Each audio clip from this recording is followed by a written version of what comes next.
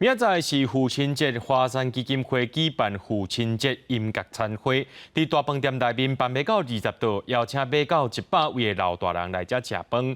现场还有5位超过100岁时代组成特级乐团表演节目，这气氛是热烈滚滚。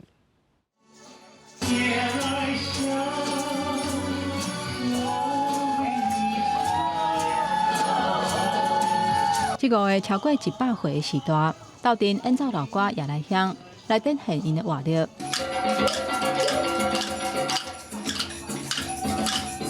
这个闹热的场面是华山基金会替独基甲弱势社会人举办的一场合作优雅变老音乐会，现场的气氛是真热佮活泼，大家拢真欢喜。102岁，什么乐器都可以。哦，你哪里多了？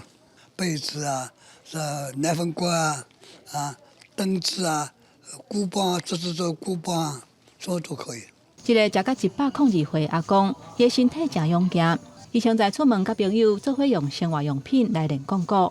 练团是伊上界快乐的时间，嘛是伊健康食饱日的撇步。这几年办了一个人瑞的打击乐的活动，希望把这些长辈呢，借由这些音乐，或者是借由走出家门，能够跟他同年龄的长辈做一个交流。每年的3节，我们都会为这些长辈办理3节的庆祝活动，也希望有更多的朋友一起来加入我们。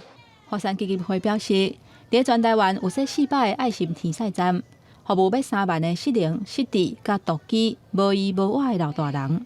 最近大家拢咧替老爸做父亲节，基金会嘛邀请要100个阿公甲阿嬷，伫大饭店开20桌，甲因做父亲节，嘛希望社会各界会当关心这阵较弱势的社会人。记者综合报道。